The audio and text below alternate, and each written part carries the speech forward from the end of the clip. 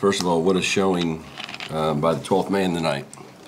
Everything that, every reason you could ever want to come to Texas A&M to play baseball, from an atmosphere and fan standpoint, you saw tonight. And they definitely played a role in the game. And I want to speak for our team to thank the 12th man, all the Aggie fans that came out tonight and were loud from the first pitch. Beyond that, the game itself is, that's our season. That's how these guys have competed all year. It's not the prettiest thing, but it's the most competitive thing. And at the end of the day, I wish everybody in the ballpark could just spend 2 minutes of their life in the room with these kids. They are, obviously these two guys are elite, but there's 25 other guys just like them in that room, plus the guys that aren't with us. And it's just an honor to be with them every day. Glad we won, but we haven't won. All we've won is 2 games. We haven't won the regional, and so we still got a lot of rest to get and a lot of baseball to play. Questions? Jim, what are you kind of seeing from Detmer the last few weeks here, just from a stuff standpoint, mechanics standpoint? Well, first of all, he's got to field his position. That's at the end of the day, if he gets the outs they gave us, same thing with Micah Dallas against South Carolina, then maybe you find a rhythm. I actually thought he found a rhythm there in about the 3rd or 4th inning. He started making better pitches and commanding his fastball. But his breaking ball kind of comes and goes. Fastball command, Troy can probably speak to it. I can't tell a lot in terms of command and where I stay in the dugout. But if he fields his position, it's a completely different ball game. But that's Lafayette's. That's their game, and they do put a lot of pressure on you. It's a nightmare to decide where to put the third baseman, because they'll bunt through the order and they also hook a ton of balls. So it's just Coach Deggs does an outstanding job of running that offense, and they definitely have an identity that's tough to play. Coach, about best case scenario you could possibly be in, bullpen-wise, pitching-wise, heading into that 3rd game? I was hoping not to have burned Palish for so much. I was hoping Detmer would get us deep into a game so that could have both Moo and Palish available for the 3rd game of the regional. But Moo should be available. Obviously Johnston and Prager. So there's other guys down there. Obviously Rudis did a great job tonight. Cortez. So I feel good about where we are. We're not a club that's built to play, 5 games in 3 days. So that was big to get the win tonight.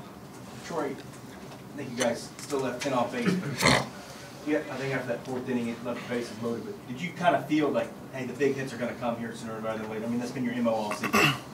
Yeah, like you said, it's kind of been what we've been doing all season. So we just continue to trust in what we do.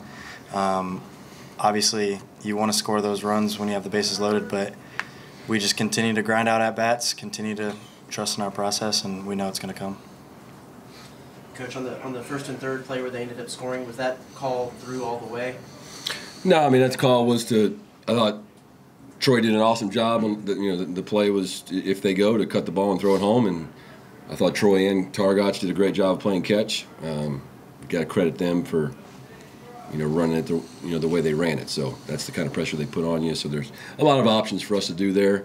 I think the key was that we ended up pitching out of the inning.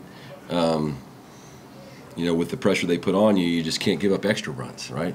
And that's what we did early, is throwing balls away when they're giving us outs. So, but yeah, that was the players did everything right, and you got to give credit to Louisiana for executing their play.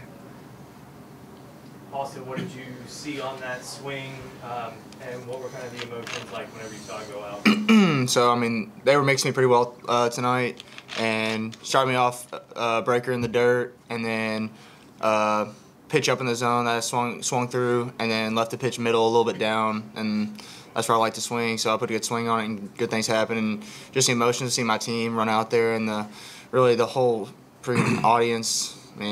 It's crazy how many people were there tonight. It's the loudest I've heard Blue Ball Park since I've been here. So it was a lot of fun, a lot of emotions. I was glad I was able to come through my team. But this offense is relentless, and anybody could be here right now. And I'm proud of how we played tonight. Austin, in batting practice, have you put one that high up off the Rex? I don't think I have. We're not, like we said, boring equals barrel, so I try to just low line drive as best I can, and hopefully that comes in the games. I don't try to do none of that. So, Troy, from your vantage point, what were you thinking in that line drive?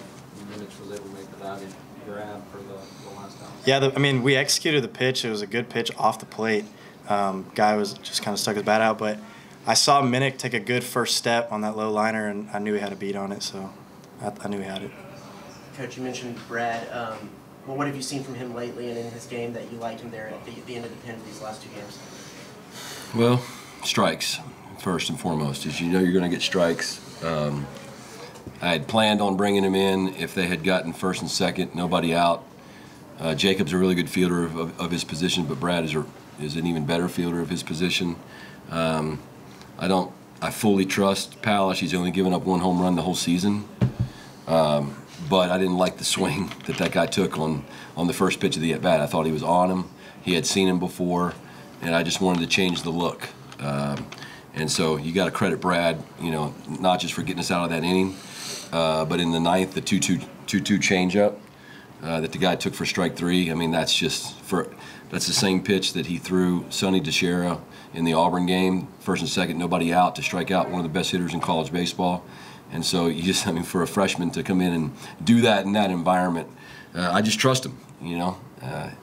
They may get some hits, but they're not gonna get free bases most of the time.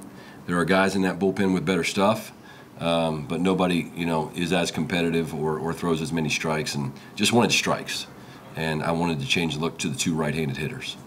Troy, facing an offense like that, how much extra pressure is there on the catcher to help control the running game? And then in the 8th, with them stealing third base, 2 outs, what would you see on that?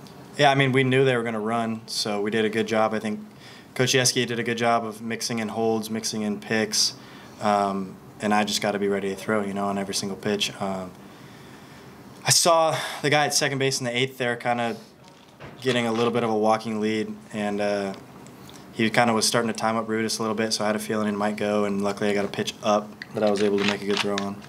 Time for a couple more. Austin, just talking about the team's ability to overcome adversity. I mean, you've done it all year, but like 4 errors tonight, like Coach was saying, just on by Warner and pitching. But you guys kind of just let it go and keep playing. So I mean, that's what we said all year. Next pitch, next play, it doesn't matter. I mean, we know. We're not trying to make errors, not trying to do this, not trying to do that, but we just know, you said, we've done it all year, and we know the next guy's going to pick it up, make an error. Prager or Polish or Rudis are going to make a good pitch, get the next guy out, and then we're going to swing it, and we're going to score runs, so that's how we overcome it. Jim, how hard is it to prepare for a team like UL, just because they're so unorthodox compared to what you're used to? Yeah. They're almost kind of like an old school Yep. Cal State Fullerton type. Yep, and that's the credit to Matt Deggs, man. What an awesome, just creating an identity for his team. That's not. You don't see that in the Southeastern Conference. You just don't. There are a few teams that'll put a little bit of pressure on you here and there. There are some teams that literally do absolutely nothing, and that can create. And when we play teams like that over and over and over again, then you get comfortable. And when you don't, and then when you do see it, even though you talk about it, work on it all week, they're not the only ones. I mean, Oral Roberts bunts a lot, so it's not like we don't. I mean, if I'm a fan in the stands, I'm like, do you guys ever practice? We do. But you have to give credit. Not only do they do it, they're good at it. Like all those bunts, those bunts that have their early bounces and the high hops. I mean, and they can all run. So they're what we call green runners almost all the way through the lineup, and so they create just a lot of problems. So, but you still have to make plays. You still have to make pitches. If you can just get the outs, sometimes a team like that, they don't score multiple runs because they end up giving up some outs. So, but yeah, Coach Deggs is one of the best coaches in our sport in a variety of ways, and he's done a great job with his team. For one more. Prager tomorrow? Probably. I want to watch and see. Obviously, I know TCU well. I want to watch the game one more time, but see what the matchup is. But not for sure, Prager. Coach, thanks for your time. Guys, thanks. See you.